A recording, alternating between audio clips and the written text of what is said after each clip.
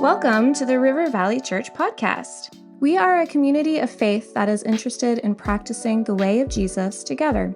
Each week, you'll hear messages from our Sunday gatherings that are meant to help you follow Jesus in your everyday life. We're going to be in Luke chapter 10 this morning if you want to follow along, but it'll also be on the screen. We're looking at Luke chapter 10, verses 38 through 42. Now, as they went on their way, Jesus entered a village, and a woman named Martha welcomed him into her house. And she had a sister called Mary who sat at the Lord's feet and listened to his teachings. But Martha was distracted with much serving, and she went up to him and said, "Lord, do you not care that my sister has left me to serve alone? Tell her then to help me." But the Lord answered her, "Martha, Martha, you are anxious and troubled about many things, but one thing is necessary. Mary has chosen the good portion, which will not be taken away from her." This is the word of the Lord. Thanks, Amanda, and good morning. It's great to see you guys here. Thanks for joining us on this beautiful summer Sunday. Last week, we kicked off a brand new series, The Art of Neighboring. We've been talking about Jesus' second greatest command, his command to love your neighbor as yourself. Perhaps you remember it. To love God, and the second one is like it, to love your neighbor as yourself. And we talked about the difference between loving people in a more general sense. Sometimes it's easy to just say, well, I love everybody. I love my neighbor. But the actual people who live around you, this is sort of where the rubber meets the road for us when it comes to the idea of loving our actual neighbors. If you were here last week, we handed out a little tool. It was the neighborhood map. I think I have it somewhere in this chaos. Yes. Do I? Oh, here. Oh. Yes. Hiding. We handed out these little sheets last week, and we're calling these neighborhood maps.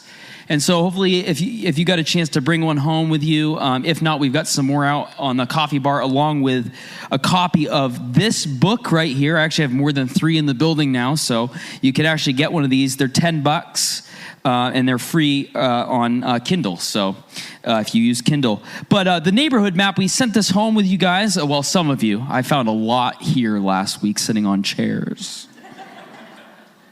Not gonna lie. The idea here is that we would want to take these with us and begin to think about and plot out like sort of our neighbors, neighborhoods, and write names down of people that we know on this list or we don't know yet. And the idea is that over the next 8 weeks, we're trying to get to know the actual people that live in proximity to us. And so we want to, again, challenge you with that idea to take these maps home, to write names down, and to learn the names of your neighbors.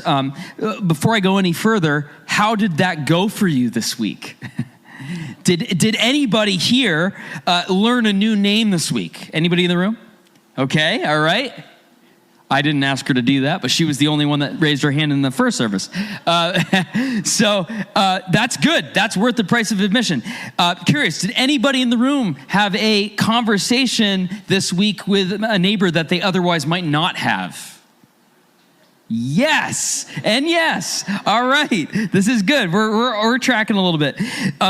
Maybe you've realized that you've lived next to the same people for like 5 years and you still don't know their name. Okay, that's very possible. And I want to encourage you to take a next step. The series that we're in is not about obligation. It's not about guilt, but it's really about awareness. Awareness. Did you know that there are people around you and they have names and they matter to God? I imagine that many of us discovered something else this week, or even as we've been thinking about this idea of the art of neighboring. As soon as we start thinking about neighboring or becoming a better neighbor, I think another thought begins to enter our mind, and it is this one: I just don't have time. I don't have time. And honestly, that's probably the biggest objection to this, or will be the biggest hurdle in our series over the next 8 weeks. Not that I don't want to, not that my neighbors aren't worth knowing, but simply I don't have the time. I don't have the time. And if we're honest, that's a legitimate feeling. Many of us, we've got work. Some of us have kids. We've got appointments, practices, house projects. I'm here in church now. Meals to cook. And if you're anything like us, laundry that somehow just reproduces overnight. I don't know how it's possible, friends. I really don't. I have this conversation pretty regularly. How are we doing this much laundry? I just don't understand. We're now putting a policy in place in my house where you must wear an article of clothing more than one time. It's crazy. We have all kinds of things that keep us busy. Email, texts, a lawn that keeps growing no matter how many times you mow it. By the time your head hits the pillow at night, you're exhausted. And you think, and then here I come. Somebody like me has the audacity to invite you to think about inviting your neighbors over. It's like, what in the world? And you think that sounds wonderful. And you're like, Justin, if I could just clone myself, that would be fine. I'll do that. I think one of the things that's interesting, in chapter 2 of this book, it's a whole chapter dedicated to this idea of time, the time barrier. It's a real thing. And it's really important when it comes to thinking about not only the art of neighboring and becoming a better neighbor, but just in your own life in general. And it addresses what is probably the greatest obstacle to many things in our life, but specifically neighboring. And it's not selfishness, it's not fear, it's not even awkwardness. The greatest barrier to neighboring is hurry. Hurry. Or to put it another way, the greatest barrier to neighboring is a life with no margin. A life with no margin. One of the strange realities of the modern 21st century life that we are all living in is that we have more conveniences in our life than any previous generation has ever had before us. Yet we constantly feel like we're running crazy and behind and frantic. I want you to think about this for a second. Email was supposed to save you and I time. Texting was supposed to save you time. Online banking, online shopping, a GPS, smartphones, and now the dawn of AI. These things are all promised to make life a little easier, yet somehow you and I are still busier than we ever have been, and the trend is going up and to the right. Why is that? Well, I think one of the reasons is because we rarely used any saved time that we would accomplish by some of those tools, getting back some of that time. We never take that time that we get back and purposely use it to slow down. It's rare. I think what we do is we simply accumulate more time that we save through technology and through some of these other things, and we just spend that time in other ways that are not providing what we need in our soul. There's 3 myths that the author, Jay Pathak, talks about in the Art of Neighboring book. He mentions 3 myths that many of us believe. The first one is this, and I think these are worth repeating. The first myth is, someday life will settle down. Pfft, good luck, my friend.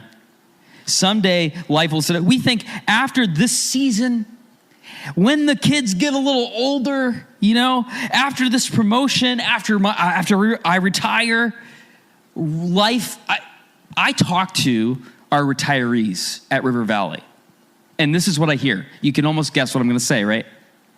I'm more busy now than I ever was when I was working. Life rarely settles down. If we're waiting for margin to just magically appear in your life, I think you're going to be waiting a long time. The second myth is this, that more will finally be enough. More will finally be enough. More income, a bigger house, another vacation, a newer vehicle. The problem is that with every more that you get, usually it comes with more responsibility, like more maintenance, more demands on our time. The third myth that he describes is this, that everyone lives like this. I'm not unique. Everybody does this. Everybody lives like this. I think this is so true of how we think. But let me just say that that's not true of everybody. I've met people, I'm trying to get better at this in my own life. I've met people that have learned how to provide margin, and they seem a lot happier and a lot less hurried. Some people intentionally choose, a different pattern and a different rhythm in their life. Some people protect family dinners. Some people protect Sundays. Some people protect their evenings, and they understand that if they don't guard their schedule, someone else will gladly fill that for them. I've met some of these people. It's not impossible, and not everybody lives like this. Which brings us to our passage in Luke chapter 10 this morning. What's fascinating is that this story that's told in Luke's gospel comes immediately after the Good Samaritan story that was told last week. And, I don't think this is accidental. Jesus first tells us who our neighbor is by showing us the story of the Good Samaritan and showing us that he is our neighbor. And then Luke shows us the kind of life that's actually required to love that neighbor, who our neighbor is and how do we love them. And I love this passage because I think it's so relatable for us today. If you know the story, you might know the story and think to yourself, Martha, she really gets a bad reputation. Let's be honest. In the story of Mary and Martha, right? We're all a little bit like Martha, like to do. She's not doing anything sinful, overtly, out there. She's not wasting time. She's actually doing a good thing. She's serving Jesus. She's opening up her home. She's preparing a meal. She's doing exactly what you would expect a good host in a first century Jewish context to do. It would have been very normal. In fact, it would have been expected. If you had walked into that house like Jesus had, you probably would have thought that Martha, the one that was doing all the work, was actually the spiritual one. She was the one doing the work. She was the one serving. She was making sure everybody else in the house was feeling comfortable. And meanwhile, and the point of contention is that here's Mary, and she's just sitting there. She's not doing anything. She's just with Jesus. And eventually, Martha, we know, reaches like a breaking point. And she walks up to Jesus and essentially says, Lord, don't you care? Like, how many of us have prayed a prayer like that before? God, do you care or not? Like, you see me right now. Like, you see what's going on. And Martha says, tell my sister to help me. Can you hear her frustration? This really is not about dinner anymore, right? It's about the feeling of being overwhelmed. It's about feeling alone. It's about carrying too much for too long. What's interesting is that Martha doesn't just question Mary, she questions Jesus. Do you notice that? She says to Jesus, don't you care? Like, don't you care? Lord, don't you see everything that I'm carrying right now? Don't you know how busy our lives are? Don't you understand that's all that's on my plate? Don't you see my desires and even the good ones? Like, where are you? How many have prayed that prayer before? Jesus' response is incredibly gentle. It's incredibly generous. And he says, and not in a patronizing way, Martha, Martha. Whenever Jesus repeats someone's name, he's speaking with compassion and not condemnation. Martha, Martha, you are anxious and troubled about many things, but one thing is necessary. Necessary. Mary has chosen the good portion, and it will not be taken away from her. Notice what Jesus does not say to Martha. He doesn't tell Martha that serving is bad. He doesn't tell her that meals don't matter. He doesn't tell her that hospitality isn't important. Instead, he points to something much deeper. Martha, you've allowed good things to crowd out the best things. The danger in this idea of hurry rarely tempts us with bad things. It tempts us ultimately and often with too many good things. A full calendar, meaningful work, kids' sports schedules, home projects, vacations, exercise, friendship. I could go on and on. There's so many good things. None of those things are wrong in and of themselves. But I'm going to suggest to you today that in the wrong order, they can create a life where there is absolutely no room left for you and I to actually be present. They can leave little space for the things that actually matter most. Margin. Luke says that Martha was distracted. That word literally means to be pulled apart or to be dragged in multiple different directions. And doesn't that describe our world today? Dragged in multiple different directions, distraction. Our phones buzz constantly. Mine's always on, kind of silent, but I always know it's going off. Our attention, it shifts every few seconds. We've been programmed to think that way. Many times, and we talked about this in my family, it's like you are physically present, but you are not here. Mentally, you're somewhere else.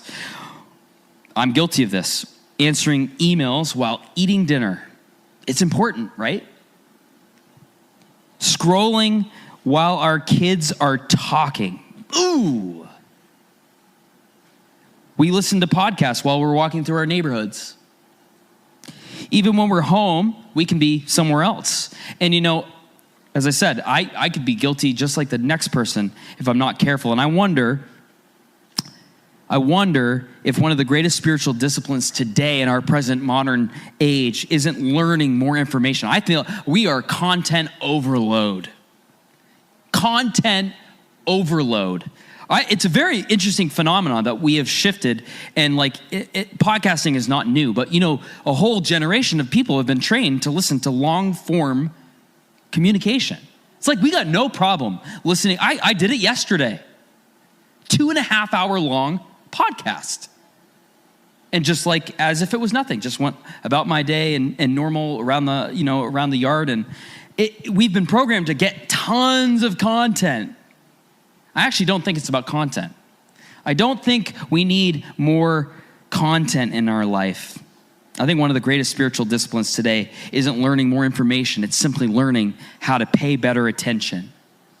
How to pay better attention. I love what Dallas Willard once said when someone asked him point blank, what do I need to do to become more like Jesus? Here's what he said. He paused and he replied, you must ruthlessly eliminate hurry from your life. The person wrote it down and thought about what he had said, and then they asked, okay, well, but what else? To which Willard responded, there is nothing else.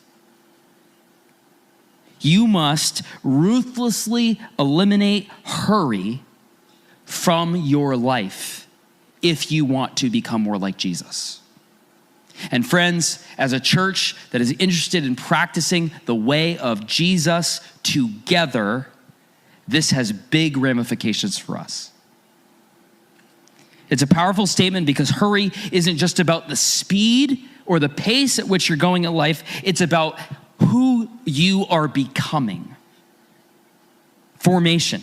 The pace of your life is shaping, if you don't know this, the person that you're becoming in 5, 10, 15 years, 20 years down the road. It's already in motion, friends. Whatever that is going to look like is being set in motion by who you are becoming right now. Formation. If you're constantly distracted, you will struggle to notice people. If every interruption feels like an inconvenience, eventually people themselves will begin to feel like an inconvenience. And that's exactly the opposite of Jesus. I want you to think about Jesus for a second with me. Was Jesus busy? Absolutely. Jesus was absolutely busy. Crowds followed him everywhere. People interrupted him all the time. The disciples needed him regularly. The religious leaders challenged him. The sick came from all parts of Galilee to find him. Children climbed up into his lap. Yet, I never get the impression that Jesus was frantic. Busy, absolutely. But hurried? I don't think so. One of my favorite details in the gospel is how Jesus often withdrew, it says, to lonely places to pray. Why do you think he did that? Well, I think it's because he understood something that we often forget, which is that you can pour yourself out and think that you're just gonna magically get the margin back in your life while doing that to be a healthy person. But you cannot continually pour yourself out without first being filled. And I think Jesus shows us that in an example. Jesus intentionally created margin in his life, not because Jesus had less stuff to do. You notice that. It's like he could have filled his schedule every day, all day, with the things that were going on, the people that needed him, the places he had to go, the things that he was involved with while here on this earth. It's not because he had less to do, but it's because he knew what mattered most. And Jesus carved out time to be away, to get away, and to be specifically with his Father in prayer. Time spent. And that's why I think neighboring is less about adding another activity to your life and to your schedule. You know what happens sometimes is we often think that, even when it comes to the series over the next 8 weeks, that we have to just add more. It's like, getting asked to do another thing. Actually, no. Maybe what Jesus wants to reveal to you over the next 8 weeks is more to do with becoming a different type of person than adding another activity to your life. The goal is not to have us host like 8 block parties before Labor Day. That's not what we're asking. That's not what we're trying to do. The goal of this series is to become the kind of person who notices the people that God has already placed in your path, in your life, and maybe right across the street. One of the illustrations in chapter 2 of the book that really struck me, and I've read it over the years, and one of the cool things about this series is getting to go back and read through this book again. It profoundly impacted our church community at the time, which was our first church plant in Keene called Praxis Church, and we went through this, and it was just a beautiful time of discovery in our community, learning how God wanted to use us to reach and impact our neighborhoods and the people that God had placed around us. One of the profound illustrations that really struck me, and I got to read again this past week, is the story of Michelangelo. And when Michelangelo was asked how he carved out the statue of David, do you know from a block of marble? do you know what he supposedly said? This is so fascinating to me. Well, they wondered, how did he do this? Like, how did you do this? And Michelangelo said, I simply removed everything that wasn't David. And I love that picture. Because I think discipleship often works the same way. We spend so much of our lives asking ourselves, what should I add? What do I got to do? What do I need to squeeze in? And maybe Jesus is asking you a different question today, and maybe it's similar to the statue of David. What needs to be removed? I actually think that could be a profound question for us to ask ourselves this week as a community. What do you need to remove from your life right now that could be removed to create more margin in your life for the things that matter most? It's a great question. It's a great diagnostic thing to do. What sort of commitment, what distraction, what habit, what endless moment of doom scrolling, what unnecessary hurry, not because those things are inadvertently or in and of themselves sinful, but because they are crowding out something much better for you. Maybe neighboring doesn't begin by finding more time. Maybe neighboring begins by making room. Here's a big idea I want to leave you with this morning. That love moves at the speed of presence. Love moves at the speed of presence. Friends, you can't microwave relationships. You know what? I am not above Easy Mac, okay? I'll tell you that. With 3 kids, I'll eat. If it's out there, I will. But I also know that my wife makes an incredible homemade mac and cheese. And I know the difference. I know the difference. You cannot microwave Easy Mac relationships. They grow slowly, one conversation at a time, one wave at a time, one shared meal at a time, one prayer at a time. Do you know, this whole week, I was hoping and praying that a neighbor would be up and about, that I would see them out, so that I could actually come back to you with some level of integrity, to say that I had stopped my truck and pulled over to say hello and to make small talk, not because I was super excited about that, but because I want to try to take some of these things seriously. And it didn't happen. So I'm still praying that somebody will. I'm going to get desperate. I have a feeling like by the end of the series, I'm going to be driving into someone's yard and knocking on their front door. I need you to talk to me right now. Oh, hey, the beautiful news of the gospel is this, that Jesus first made room for you. Amen. Though we were far from him, he came near to you. Though we were strangers, he welcomed us into his family. He wasn't too busy for blind beggars, too busy for the little children, too busy for sinners, outcasts, prostitutes, and you go on and name tax collectors, the worst of the worst. And he surely isn't too busy for you, and he proved that. And because of his grace, you no longer have to prove your worth through endless productivity and endless activity. We don't slow down so that God will love us. We slow down because God already does love us. This is where we live. So as we head out today, as we sort of go into our day and in our week, I don't want you to simply ask yourself, how can I fit another thing into my life so that I can have more margin to be with my neighbors, and how do I get them and fit them into my schedule with everything I got going on? I want you to instead begin to ask yourself, Lord, what are you inviting me to remove so I can become the kind of person who notices the people that you've already placed around me? Friends, when you and I begin to realize that God wants to use us, his A game for reaching the people in our sphere of influence, in our circle, in our neighborhoods, when you realize that we are the game plan, I think you begin to start thinking differently about how God wants to use us. So I want you to take the neighborhood map with you. I want you to take it home.